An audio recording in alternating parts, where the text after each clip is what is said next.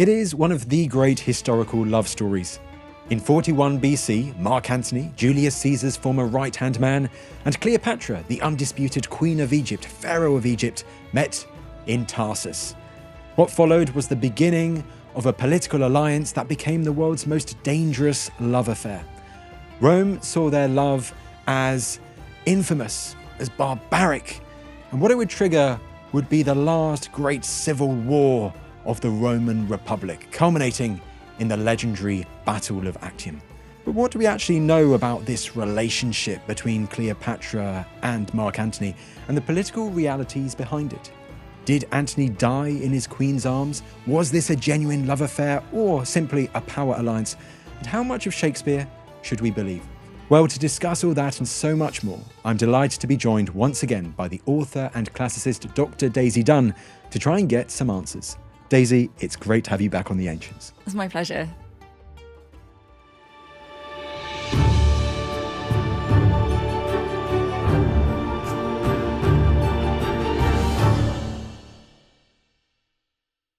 Daisy Dunn, it is great to have you back on the show. It has been too long. It has been too long. And we are talking about Antony and Cleopatra. They must be one of the most famous lovers from ancient history, and also a great symbol for two of these superpowers colliding, Rome and Egypt. They are. I mean, it's such a kind of iconic story, isn't it? If you say ancient world to anybody, they think Antony and Cleopatra. And why do you think, their story, the allure of it has endured down to the present day, that so much so that everyone will know the names Antony and Cleopatra? I think it's the intensity of it, don't you? I think it's just such a tragic story. You have these two kind of impossibly glamorous, impossibly sexy individuals who are kind of living and loving and then ultimately dying together. And it's not going to be a sort of spoiler alert to anyone to say that they come to a really sticky end. Well, that's the end of the show together. Right there. But it's a gift to, you can see why people in cinema love it, writers love it. You can kind of you see them falling and you kind of want to see in slow motion how they got to such a point. How do these people who seem to be flying so high ultimately end up where they did? And is it that idea, this sexy couple, their loving life, almost in contrast as well to their main opponent, Octavian, later the Emperor Augustus, who's often seen as more of an upright character, I guess? I think there's a bit of that as well. He looks kind of grey by comparison, doesn't he? He's a young guy, but then he becomes emperor and he's all about sort of morality, even though he's kind of breaking his own rules. He's actually a bit of a ladies' man himself. But Mark Antony much more lives up to that reputation. Absolutely, and that's kind of endured all the way to the present day, hasn't it?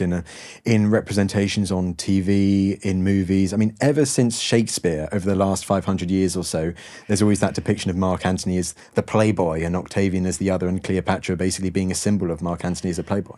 I think that's true. And I think it's fair. All the sources you read describe Mark Antony as being with this woman, that woman, he's with an actress 1 minute and then he's getting married and then he's cheating. He does seem to be exactly what you call him, a playboy.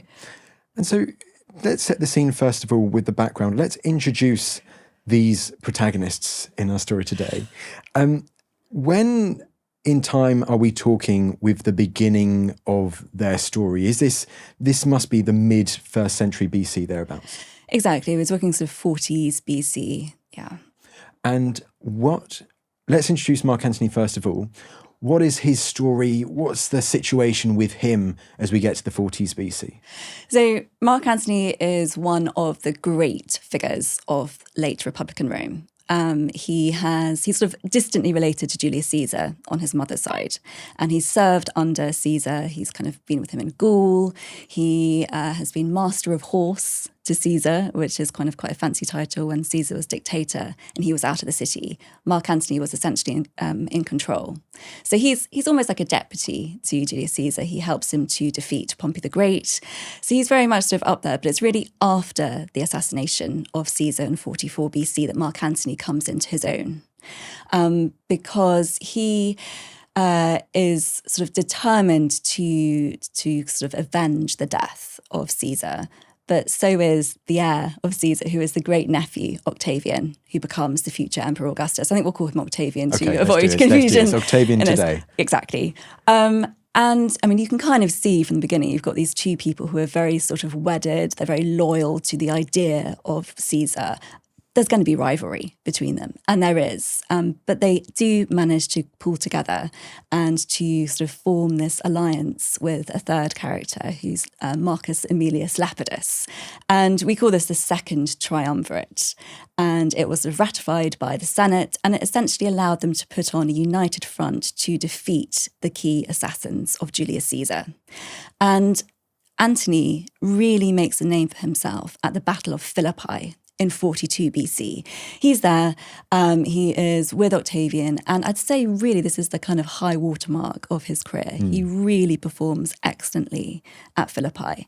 And as a result of that victory over Brutus and Cassius and sort of the key assassins, he emerges on top, and then as part of this alliance, they're able to essentially carve up the empire into three parts to look after. Because it's very much, I mean, at the Battle of Philippi, or the battles of Philippi, isn't it? Mark Antony is the general. He's the man, the charismatic leader. He's got the military experience. And Octavian, although he's his ally, although he's got troops, he looks a bit of a wet rag in particular. It very much is Mark Antony's show. This is what he's good at. So winning a military victories this time, as you say, it really just rises his reputation even further. It does. And I think he actually teases Octavian afterwards for kind of like sitting it out and being a bit of a kind of, wet kind of weekend of a man.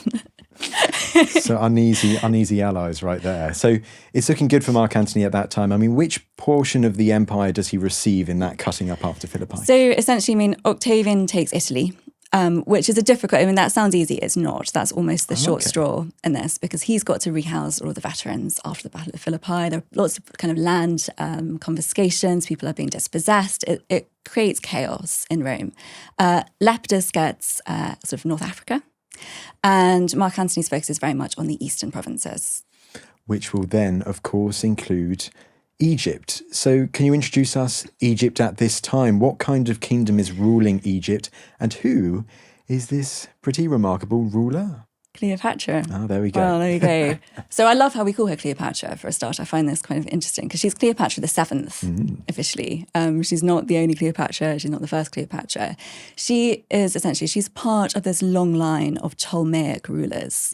So Egypt's been ruled by this kind of dynasty that's been passed down. We're going to go back to your favourite era, Alexander the Great. Oh, just temporarily. Fine, we can. I know. I've got to indulge you. So Ptolemy, general of Alexander the Great, trusted friend, he is the one who inherits the kind of Egyptian portion of the kingdom after Alexander's death. And the Ptolemies are descended essentially sort of from him. You get Ptolemy. And then you get some girls in there as well. Yeah, more Cleopatras. Well, yeah, exactly. They're not very diverse with their names, are they? They like a name and they stick to it. They do that. And Cleopatra's father was Ptolemy the 12th. Yes. Auletes, the flute player. So indication of his musical interests there. And really, he is sort of responsible for her coming to power initially. She's kind of co-ruling with him. He dies in 51 BC, and she is the eldest surviving child. So therefore, she gets to rule. She is named as his heir, along with the eldest of her two younger brothers, who becomes Ptolemy the 13th. It's pretty difficult to stomach today, but there was a lot of that brother-sister ruling and marriages in Ptolemaic Egypt, wasn't there? And Cleopatra the 7th was the next in line for that. Exactly. And it's really difficult to understand, I think, today. If people say, ooh, isn't that weird? Isn't that strange? And I think we're not really looking at a kind of sexual relationship between the two of them at the beginning, at least. I mean, she is 18 and he's about 10. So, so we can't really go there. Yeah. We can't go there. But, I mean, the really difficult thing is they don't get on. And almost immediately civil war breaks out between these two siblings, wanting sort of sole rule or kind of at least kind of dominance over the rule of Egypt. And it really gets very, very messy. And long story short, Julius Caesar comes in and cleans it all up for them. How much detail should I go into here? Let's explore it a bit. I mean, I also want to mention that, in my opinion, the Ptolemies must be one of the most, if not the most dysfunctional family from the whole of history. And that's saying something in itself. But I feel they just go an extra step, including the Julio-Claudians, I must admit. But yes, come on then, let's introduce Julius Caesar. How does he shake things up? And this ends up well for Cleopatra. It does. So he arrives in Alexandria, and he I mean, his first goal really is to try and reconcile the two siblings and to honour the agreement that these two will be co-rulers of Egypt, which is what the father had wanted. But it's incredibly difficult. I mean, Cleopatra's been driven out during this. They're really at loggerheads. And so you have something called the Alexandrian War developing.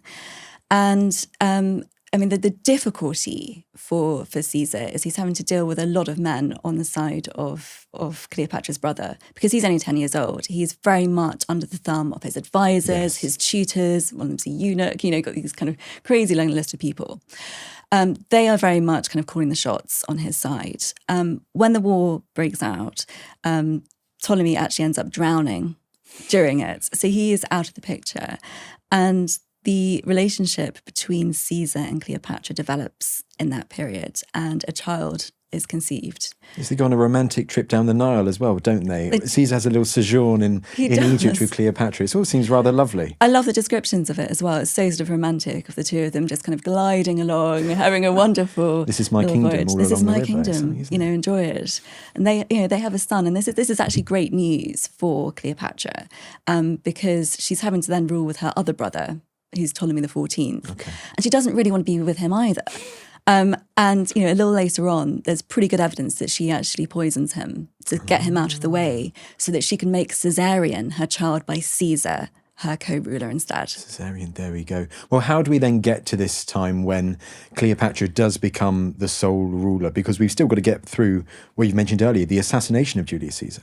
We do. And really interestingly, she's actually in Rome at the time of the assassination, which I don't remember even sort of learning at school. You always picture her as being over in Egypt, don't you? You don't kind of think And to actually make that voyage is quite something in itself, with all the pageantry that there must have been, showing that she was a pharaoh of Egypt, arriving in Rome, being so different to what, a Roman woman was expected to be. And, it is a big episode when she goes to Rome. It is. It's very, very much so.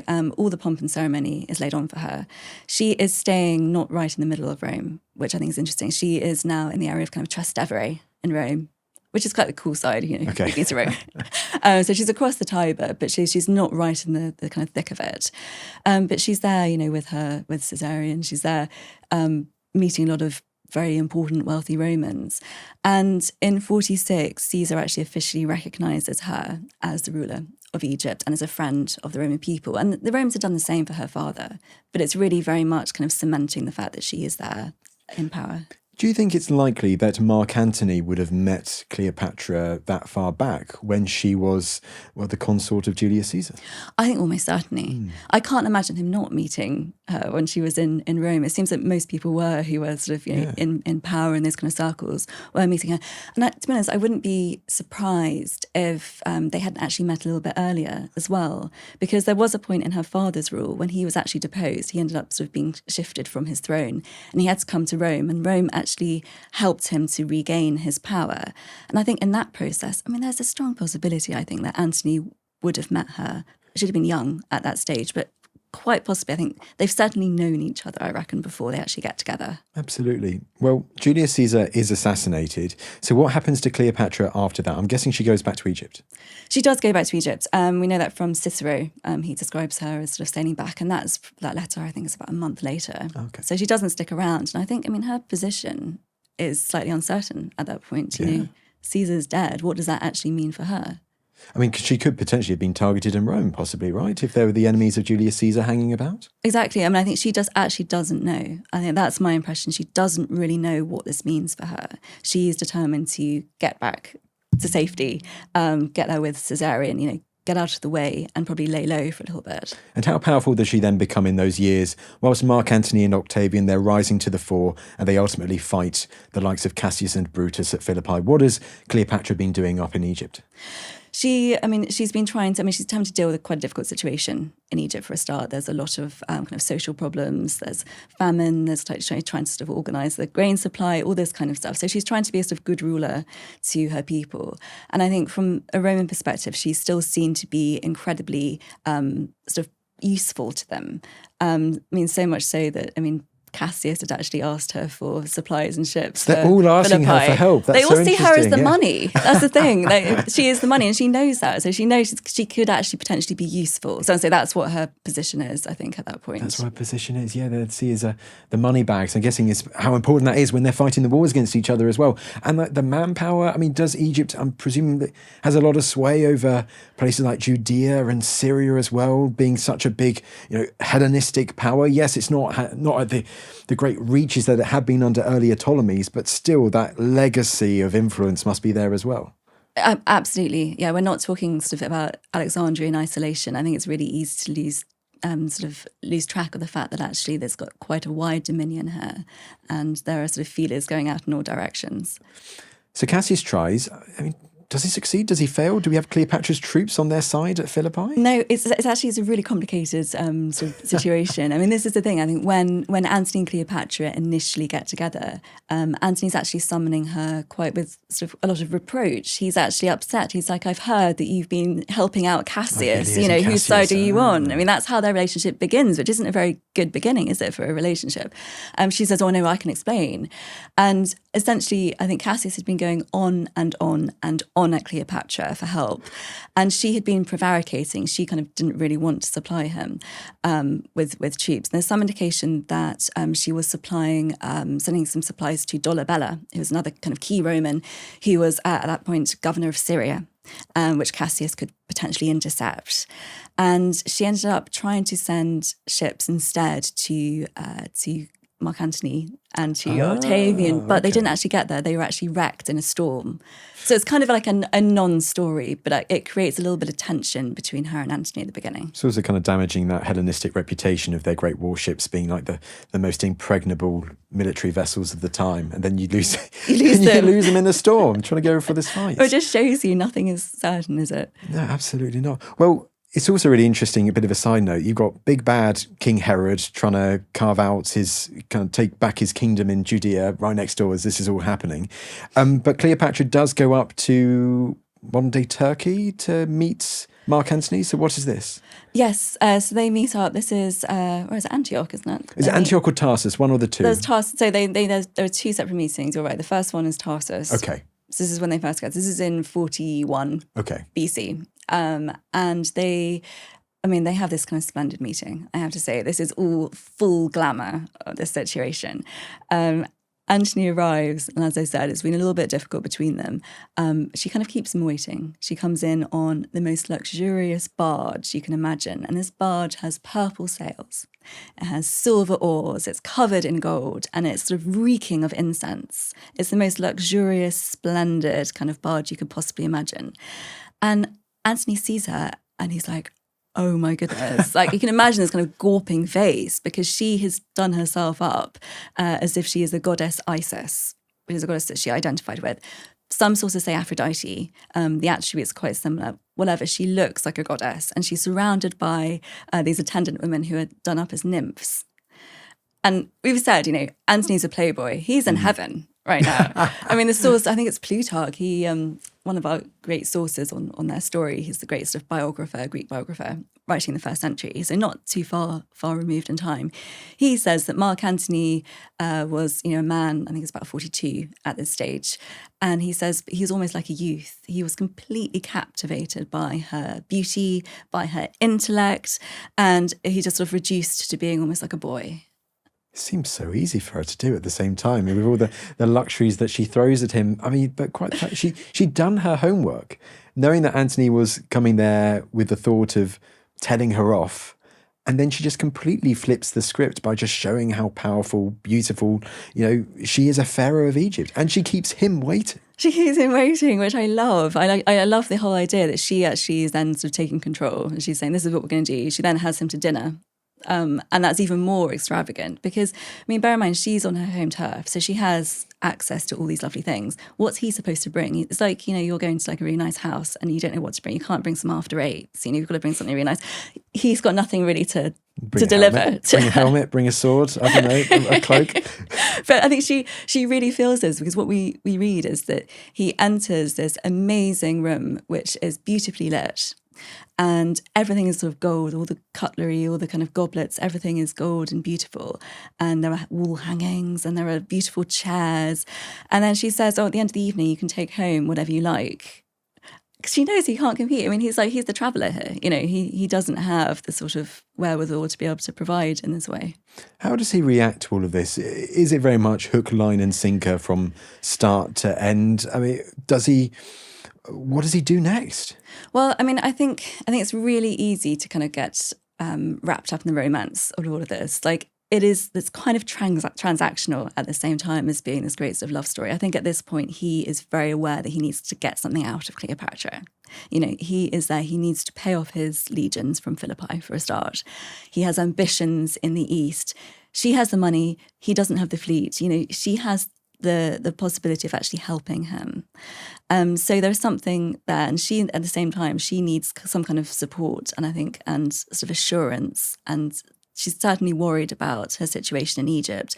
Particularly, I think there's a problem with her sister. She has another sister called Arsinoe, who at one point she actually declares herself to be the ruler of Egypt. And she wants her out of the way, and Antony's going to help her to do that. So, I mean, there's something on each side for both of them.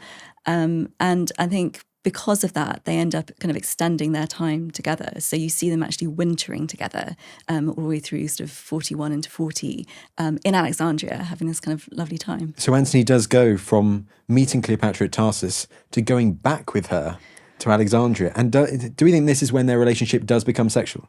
Yes, yeah. I have no doubt because, I mean, for a start, we know that she actually conceived 2 children. So you got the evidence there. Yeah, it wasn't, Tristan. We don't need to about, speculate. Yeah. She was pregnant with twins. She calls them, I love their names, they're amazing, Alexander Helios and Cleopatra Selene. And Helios means the sun. Selene means the moon. So she has the sun and moon twins. I mean, come on, like, that's amazing. Very celestial in the world above kind of thing like that. Do you think she really had this idea? She bought completely into the belief that, you know, she was divine, or her position, you know, in the Ptolemaic dynasty as a pharaoh meant that her and her offspring, you know, whether it was with Julius Caesar or Mark Antony, that they would be divine too.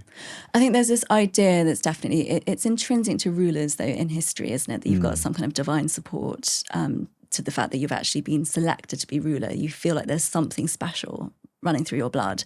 And I think Cleopatra's no exception for that. Meanwhile, back in Rome, poor old Octavian, trying to sort out the veterans and the like, being upright, or maybe not as upright as, you know, we sometimes portray him as. What's the reaction in Rome as they're hearing all of these reports from the East about Antony now wintering in Alexandria, having a whale of a time with Cleopatra and so on? Well, I imagine they're hearing quite a lot of the gossip. I mean, we have quite outlandish stories, which are in our sources, which I imagine is the sort of thing which is being spoken about in Rome. So these very sort of luxurious dinner parties, Cleopatra drinking a pearl, you know, that lovely story. No, I don't she know drinks the story. a pearl. It's fantastic. So in one of their sort of many very extravagant dinners together, she bets Mark Antony that she could consume the equivalent of 10 million sesterces, sesterces being the Roman currency, in a single banquet. And then he says, oh, you can't. And she says, I can. And then she takes a huge pearl from her ear and she supposedly dissolves it in vinegar in a cup and drinks it. And people have been debating for centuries whether this is actually possible. But it just gives you an idea of the kind of life that they're living and the kind of stories which might have been sort of circulating in Rome. You have the opposite extreme of that as well. You have the two of them dressing up in disguise as paupers and looking into the windows of the poor people in Alexandria just to kind of see. I mean, can you imagine if our royal family did that? I mean, the PR is potentially absolutely catastrophic. Don't you hear it later with emperors like Nero and the like who do that kind of dressing up and concealing themselves to kind of mingle with everyday people? Yeah, exactly. And if you get caught, I mean, the repercussions are quite bad. So I think the Romans are definitely hearing gossip and hearing scandalous gossip, and they are not pleased about it because Mark Antony's married. He has a Roman wife called Fulvia. Well, yeah, so what has been going on with his... So Fulvia also feels important to introduce to the story at the moment because, you know, she is still Mark Antony's wife at the end of the day, and she's in Italy. She's in Italy, poor Fulvia. I mean, she is one, to my mind, she's one of the most amazing women of this period. She has 2 little sons, with Mark Antony. So while Cleopatra's giving birth, she's there sort of raising these two boys. And she is trying to keep his end up, essentially, in Rome. She is coming to loggerheads with Octavian. And they seem to have had a very difficult relationship. And this seems to stem back from the fact that she gave her daughter by a previous marriage, Claudia, to Octavian in marriage. And she and Octavian fall out, and Octavian returns Claudia, the daughter, to her. And he says, it's okay, she's still a virgin, I haven't touched her. But for Fulvia, this is like the last straw. And she decides to actually whip up war against him. This is extraordinary. She actually goes to Mark Antony's brother, Lucius. And we have something called the Perusine War breaking out at this time. So it's sort of 41 to 40 BC. So exactly that period where Antony and Cleopatra are together. And it ends up being this kind of extraordinary showdown in the city of Perusia.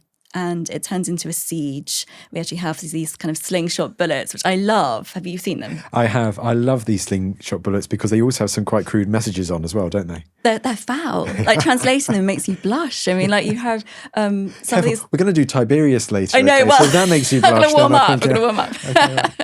Okay. So some of them are saying things like, "I'm aiming for Octavian's arsehole," and then I prefer the ones for Fulvia. They're saying things like, I'm aiming for Fulvia's clitoris, which is quite, quite anatomical for that time. I mean, I can't think of another word for it. So these have been found. But I mean, the really sad thing was Fulvia is instrumental in this. She seems to be the sort of key player. She is getting troops. She's supposedly holding onto a sword, addressing the men. But it all goes disastrously wrong. And the side of Octavian ends up getting the upper hand. They starve the citizens of Perusia into submission. And Fulvia and Lucius are spared, but about 300 senators who'd been sort of on their side are supposedly sacrificed on the altar of Julius Caesar. And I didn't realise how many senators went to support them, because initially, if you just say the Perusine War and Perusia, it feels like one city against the entirety of Rome and Italy. But it actually seems like it wasn't actually as clean cut as that, as simple as that Octavian always had the upper hand, but he does ultimately win out. He does win out, and then this is disastrous really, because I mean the historians of the time, I'm talking about sort of Plutarch and then also sort of Cassius Dio and other sort of, so he's writing a bit later, 2nd to 3rd century. They are really, really hard on Fulvia. They say that her whole kind of ideal of creating this war, her kind of objective was to get Antony home. She'd heard the rumours about the affair with Cleopatra. Right. And they say, well, the only way she could possibly try and grab him was to cause chaos, basically, in Italy and get him home. I don't think that's fair. Is that a classic trope, isn't it? It makes it too black and white, saying one woman was jealous of the other, so they tries to get their husband back by doing something like that. Exactly. I really think she was feeling the fact that Octavian was getting the upper hand, and she was trying to sort of do something for her husband to kind of help his hand while he's away all this time. But it's just not recognised in that way.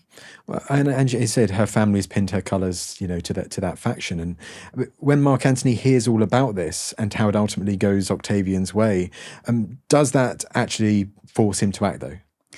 Well, he's furious. I mean, he's not happy about it. He's furious with his wife and his brother, or with Octavian? Well, kind of both, but he's mainly Fulvia, because, I mean, Fulvia really wants to meet him after this, and he agrees to do so. So they meet up in Greece. She sails all the way there with the two boys, and there's this very sort of brief, perfunctory reunion. And then he just leaves her, and he goes off because he's been summoned to a conference with Octavian back in Italy, in Brundisium, so sort of right in the south of Italy. And it's really difficult because Fulvia then dies. She's fallen unwell when she's in Greece. He's gone back to Italy just to try and patch things up with Octavian. And I mean, that does work. I mean, there's this sort of renewal of this triumvirate, this alliance for power. Their kind of special areas are slightly altered insofar as Octavian now has a big problem confronting him in Sicily. Sextus Pompeius. Sextus Pompey, isn't he? Yeah. Yes, he's the son of Pompey the Great, and he's at large. He seems to be sort of causing a lot of chaos with the grain supply, which is coming via the waters of Sicily into Italy. And there's no fleet at that point to really deal with him. So you have Marcus Agrippa, who I love, by the way. I mean, he is... Forget Mark Antony. Mark Agrippa is the guy. He's the man. Yeah. He's the one who arranges a sort of a new harbour. He builds up a fleet. He trains sort of about 20,000 former slaves to form a kind of navy to see off the threat of Sextus Pompey. So all of that is going on, and this is going to be sort of Octavian's focus going forward. The relationship, as I said, is renewed. So the situation for Mark Antony, he's having to look much more into kind of Parthia, sort of Iranian kingdom we're talking about. Sort of. So it's renewed, and then the whole deal is sealed. They often have a marriage to seal the deal when these alliances are made. This is a very, very sort of Roman thing. And Mark Antony agrees to marry the sister of Octavian. She's Octavia, and he should have been really happy about this because she is so popular. She's one of the most popular women in Rome.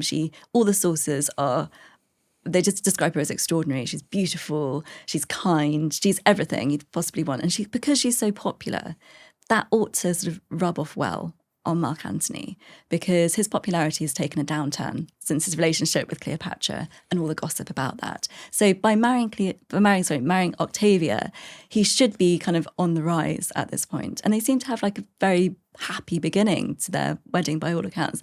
Cleopatra's kind of out of the picture suddenly, which is astonishing. We've got her so sort of prominent in our sources. And then suddenly Mark Antony's there. He's beginning a new family life. He's married to Octavia. They have 2 daughters by 37 BC. So they're very much, seem to be having a happy life, and they're based largely in Athens, actually. But I think that once again shows, as you mentioned earlier, how the story of Antony and Cleopatra is not a love story, or not just a love story. It's a political kind of unity. And earlier on in the 30s, near 40, 41, Mark Antony saw benefits of being with Cleopatra at that time. But now he's had this offer of Octavia and this peace with Octavian, renewed peace, and he sees that actually that is the better opportunity for him at the time. So it seems like, as you were saying, maybe at least early on, he does realise that actually Octavia is a better bet for him than Cleopatra at this time. I think almost certainly. He knows what he's got to do. He's had this sort of situation in Rome and in Perugia, and he's just thinking, all right, this is my business now. In the interest of the alliance, I'm going to do this, go through with the wedding. And, you just at this point, I think I'm sort of praying for Octavia, thinking, I just hope that this works out well for her, No, completely. And also, you did mention there in passing, it feels a good time to introduce him to the story, because he will come back later, won't he? The figure, the one and only Agrippa, and his building of a fleet, which also feels important because he's not a navy man at that time, but he has to learn the ropes from the beginning. He does, and he's one of those extraordinary figures where he seems to have come from quite a modest, humble beginning. We don't know very much about his childhood. And he ends up being educated alongside the future Octavians. They meet when they're very young, just before Octavian becomes the heir of Caesar. And so he becomes a very trusted sort of deputy to him very, very early on. And he has this sort of great military beginning, but he doesn't have naval experience at all. And he's, called in to deal with Sextus Pompeius. He has to learn it all himself. And he does. He just seems to, he's one of those characters. Whatever situation he's thrown into, he seems to just excel in. I mean, he's extraordinary. But this is the sewers of Rome, or the Straits of Messina, isn't it? He's an amazing story, and he's important for when we go on later, and such a vital asset for Octavian. Well, let's keep moving the story forwards. It all looks quite nice for Mark Antony. Peace with Octavian once again, marriage to Octavia.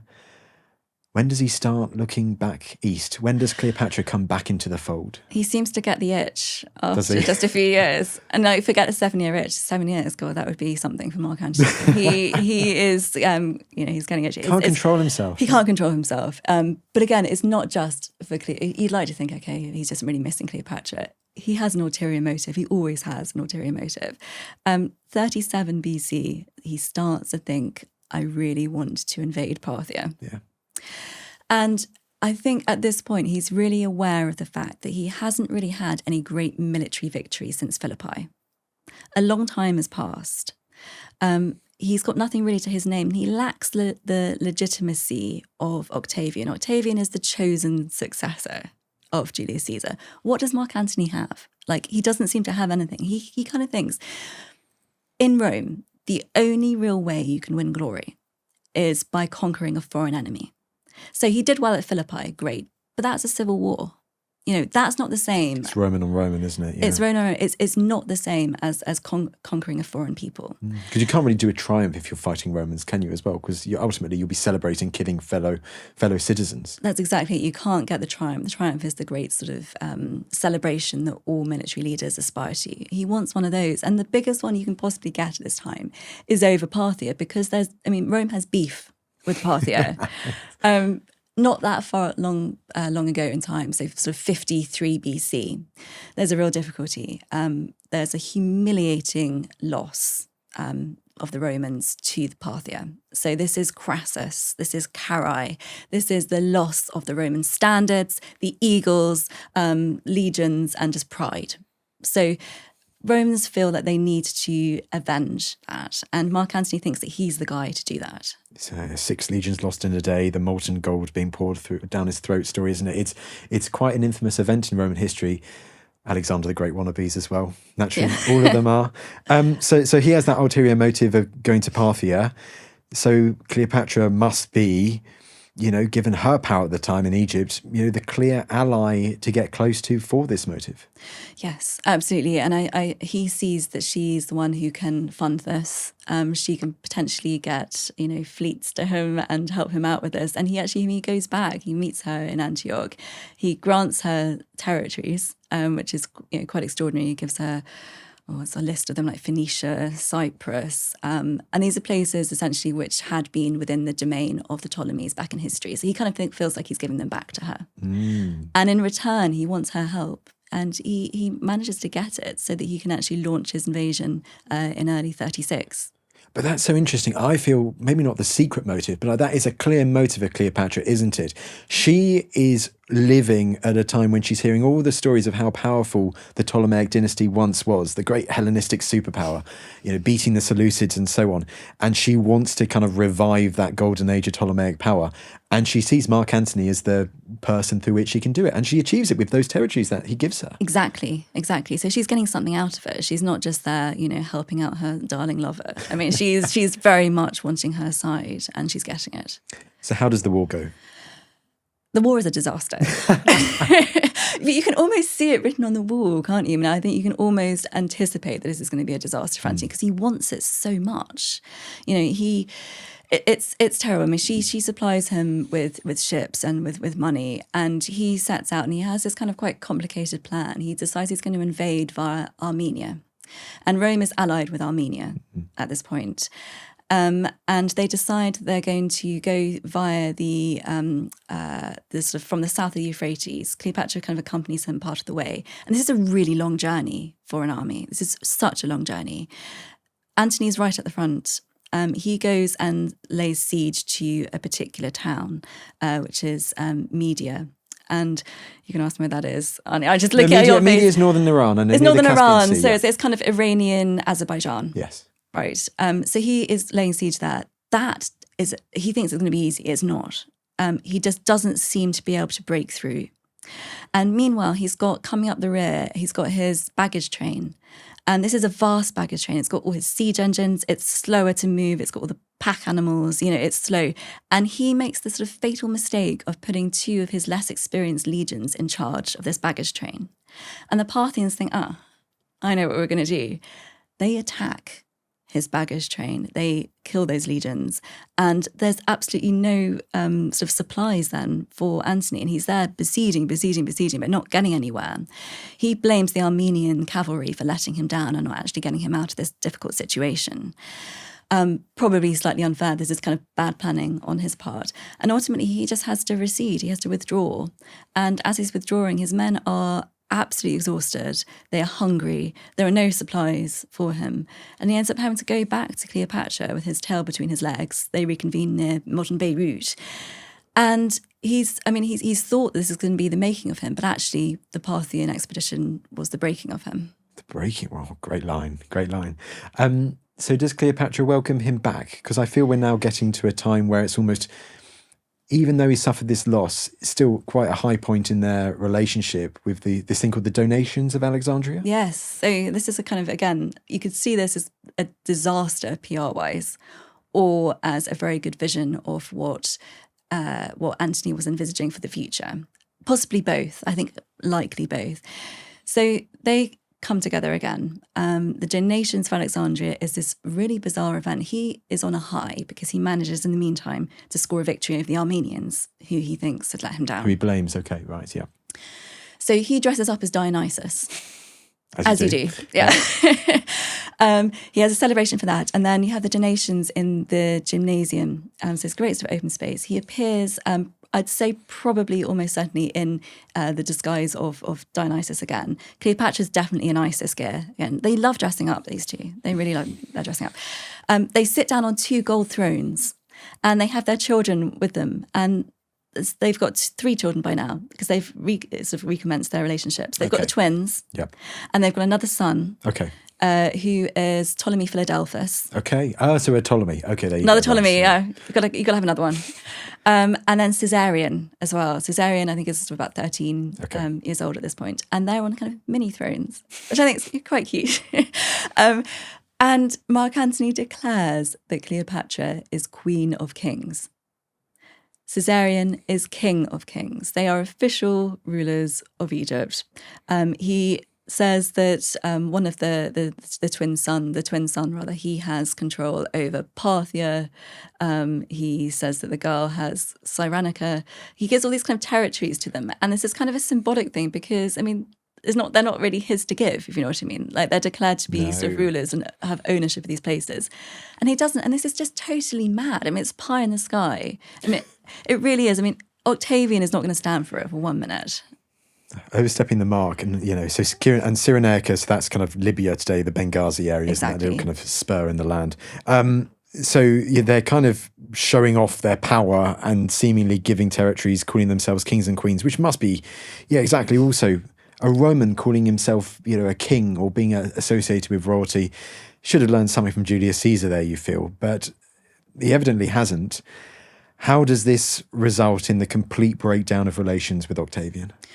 Octavian loses it. I mean, it's a gift to Octavian, really. He now kind of ups the ante on the kind of propaganda campaign against Antony.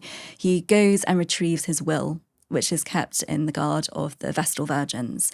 And he claims to reveal to the people what it says. And he says that Antony intends to leave his property to his heirs. His true heirs are going to be Cleopatra and the Egyptian family, essentially, not his Roman-born children. And Octavia's out of the picture now as well, is she? Well, it's horrible. I mean, she goes over and tries to sort of reconvene with him. She does her best, but ultimately he serves her with divorce papers. Wow. Okay. So, and it feels like Mark Antony has crossed his own Rubicon, or should we call crossed his Nile by this point. There's no going back, to then send, serve divorce papers to Octavia. Octavian's already raging, and he's just decided, right, well, let's do this then. I think there's nothing really left. I mean, there's nothing he can really do. He's outlawed by the Senate. He seems to be a threat. They seem to be very worried in Rome that he might end up sort of ruling Rome from Alexandria. And Octavian declares war on Cleopatra alone. Interesting. Okay. And is that how he forms it? Is that how he frames it in the Senate as well? This barbarian queen, this non-Roman queen who's now a threat to the state of Rome. Precisely. That's the story. And so, how does it go from there? How do they prepare for this big climactic war, which is the climax to the Antony and Cleopatra story? It is. So we're coming up to the Battle of Actium, Tristan. Okay, I know it's a favourite of yours. Well, almost as good as Alexander. Yeah, you're quite right. So this is going to be like the final showdown between Octavian and Antony. And I say Octavian, I say Marcus Agrippa is really playing the major role here on the kind of Octavian side. Antony tries to send Cleopatra away. He says, go to safety. She refuses. She wants to stay with him for this. And I think it's not just, love that's binding them at this stage. I feel like emotionally they are invested in this together. They're in it together. Because how many years have they now been together? It must be a good 5, 6 or 7 years by this time. Oh yeah, more than that. I think we're coming up so Tarsus, I think, was 41. Battle of Actium is happening at the beginning of September 31. And take out a couple of years when he's gone back to Italy and reconciled with Octavia for a bit. But it's 10 years with breaks. Okay, right.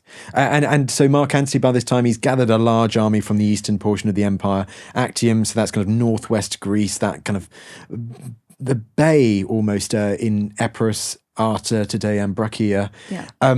So a big land army, but also big navies. You'd think with the Ptolemaic support, as mentioned earlier, the Hellenistic superpowers are known for their massive warships, like their 7s, 8s, 9s, 10s. So like the dreadnoughts of the ancient world, against the Roman ships. You would think that, they had the advantage. They should have had the advantage. They absolutely should have had the advantage, but they just didn't have the kind of figure that Octavian does in Marcus Agrippa, because he masterminds this. He manages to sail over with their fleet. He's actually going to be using sort of smaller ships in this, which ends up being canny. It ends up being a good idea. He manages to seize some of Antony's supply ships en route, which kind of spooks him. They take over Corfu, so they can kind of use that as a naval base, which is a good move. And then Marcus Agrippa essentially organises a blockade. So you can imagine Actium as being kind of like a crescent-shaped bay. And you've got Antony's boats, and then Cleopatra had her own armada of 60, a kind of reserve armada, which is lined up behind. And then you've got these boats, and there's basically like a massive standoff between these two sides. And you kind of gradually get sort of firing of missiles between ships. They're just kind of waiting for something to happen. And it's one of Antony's side, one of the ships starts to move forward. And that provides the opportunity for Marcus Agrippa to really get things going. And what we're really seeing there is kind of like ramming of individual ships. There's a lot of kind of fire, but it's slightly murky in the sources, because when you read the sources, you think this is a total damp squib of a battle. Like, speak for yourself. But at the same time, you read that there are 5,000 losses, and it's unclear whether that's on Antony and Cleopatra's side or whether that's overall. But that's quite a lot. That's considerable, right, for a relatively small bay. But what happens in the event is that as these two sides are engaging, water opens up between the two, and Cleopatra just decides to sort of sail through it and sail off. And in my own head, I kind of think this was always going to be the plan. I just don't think Mark Antony would have let her be part of this had it not been for her having like an escape route. So she takes it. Antony sails after her. He leaves then his ships to be kind of finished off by Octavian. And at that point, it's game over for them. Which is complete opposite to the Mark Antony of earlier years, who's fighting with his men in the mountains of northern Italy or whatever, and he's always there with them. And then he just runs off. It also screams in a weird kind of way, like the Battle of Salamis or something like that, with Queen Artemisia and the like, and almost a trope of the powerful queen then making a break for it out of it. So I don't know how much we can believe of it or not. Or I know it's tricky. It is tricky. Our accounts of Actium are really problematic, and I absolutely think there are shades of Artemisia. She's sort of the sole naval female commander in the Greco-Persian Wars, and I kind of think that was very much in the historians' mind as they were describing that. But Cleopatra isn't a hero in the same way. Artemisia was kind of hailed as being a heroine. There you go. Well, you know more than I do on that, and we could nerd out. Well, I could nerd out on the military details of Actium, but we certainly, I'll spare you the pain of that for the moment. We'll move on to the end. So they don't die at the Battle of Actium, but it's a clear, crushing victory for Octavian and Agrippa. Mark Antony abandons his army and his navy. They retreat to Egypt, and this is almost famous from Shakespeare. This is the last act of the two together. Yeah, and I kind of say Shakespeare isn't a terrible source for this, because actually he was taking most of the plot of this part of the play from Plutarch, who was our main source on this. And it's very much wrapped in romance, and it's very difficult to know exactly what to believe. But there's a sense of dejection, particularly on Antony's side. Earlier in the kind of heyday of their romance, they'd been these kind of great couple in love, and they'd had this sort of society of inimitables, they called it. They kill that off and become partners in death. This is what we're told. So she, for her part, Cleopatra tries to raise a navy. She tries to raise some ships in the kind of Red Sea region, but every which way is blocked by Octavian and the alliances that he has formed. So it's incredibly difficult. In the Red Sea as well. That feels like just out of the way anyway. Yeah, I know, but she has this plan. I kind of think she might have been wanting to go away. There was some speculation she was wanting to get to India to send Caesarion off there, but she just can't get away. So she knows that she's trapped. So what she does, she traps herself even more. She goes to the mausoleum that she was building, and she seals herself inside with two of her serving women, who are Iras and Carmion. And she sends notice to tell Antony that she's dead. And he hears this, and then he resolves to commit suicide. And he can't do it himself, it seems. He asks one of his slaves called Eros to do it for him. Eros kills himself. Antony then tries to stab himself, but he's not very good at doing it. So he fails on that front. And ultimately, what we're told is that he is bleeding. Cleopatra hears that he is, in a bad way, and asks for him to be brought to her mausoleum, to her tomb. And it's a 2-story mausoleum. They've sealed themselves in, so he can't come in through the door. He is wrenched up, lifted in through the window by these 3 women, and he dies in her arms. So they die together in Cleopatra's mausoleum, where that is, we don't know today. Great mystery. Under the sea, I would say. Under the sea, Lochias Peninsula way, probably. But that happens. And then, so Cleopatra is the last one standing. She's the last one standing. So we know that she outlives Mark Antony, and she is trying very much to bargain with Octavian. She is determined to save Caesarion. She really was trying to get Egypt really to be inherited by her children. At one point, Octavian says, we'll look after you, we'll be fine for you if you give up Antony. This is sort of earlier in the situation. At this point, it just becomes a lot of negotiations between the walls, and it becomes so bad on her side. She knows what Octavian wants, which is to drag her alive as a prisoner, show her off in his great parade that he's going to celebrate afterwards for his victory in Rome. That's the last thing she wants. So she tries to commit suicide by cutting herself. She's stopped by the Romans. She's dragged off to the palace. And she has to make other plans. And Plutarch tells us that she's been actually investigating poisons and other means of trying to kill herself for some time. And the great famous story is that she gets what she wants. She gets the poisonous snakes, an asp is what we're told in the source, under a pile of figs in a basket, brought to her door, and then it's a bite that kills her. It seems unlikely, doesn't it? Yes. Some historians have tried to say, it must have been a cobra, it might have been another kind of snake. I think the most convincing thing we get from this is that after she does actually succumb, there are said to be puncture marks on her arm. And I think maybe people looked at those and thought snake. Most kind of rational people probably would have looked at that and thought needle or fatal injection of some kind. I think she probably did poison herself. I think she probably had a supply of poison. They do fatal injections back then. Can they do that? Well, they could inject with a sharp object. Right. Okay. Yes. And also, if you're handing figs to someone, surely you can smuggle also a knife or something that isn't a poisonous snake beneath the figs, can't you? But it's a nice kind of I was going to say romantic. Maybe not romantic. How romantic? But, no, maybe not that. But you know what I mean. It's a very memorable end to the story, isn't it? It is. These kind of Romeo and Juliet-esque, kind of dying so close together. And yet, they are ultimately the losers. Their legacy has endured down to the present day, thanks largely to Shakespeare, shall we say? Yes, absolutely. Shakespeare, we have to thank for that. And as I said, he's using Plutarch, and I think this is a really nice way to sort of look at the story. It's an accessible way of understanding it. How do you think Antony and Cleopatra's legacy, whether it endured at all in Roman imagination after 30 BC, when Octavian becomes the top dog? He will ultimately become Emperor Augustus. Do you think actually their story is popular in Roman times, or it is only later with Shakespeare and now down to the present day that we have it like front and centre when we think ancient history? I think people are definitely talking about it, partly because there are efforts then to kind of kill off her dynasty entirely.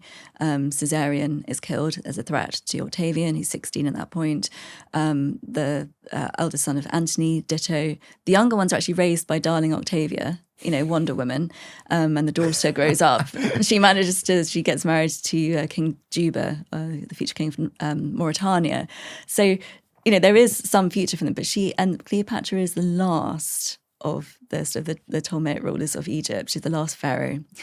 And I think this is a huge endpoint for the Romans. I think they're talking about her a lot. We're told that actually statues of her are kept up in some areas. So I think people want to remember her and want to talk about her.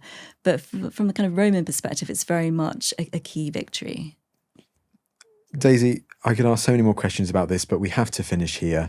What a story to do, Antony and Cleopatra. It just goes to me to say thank you so much for taking the time to come back on the show. It's my pleasure.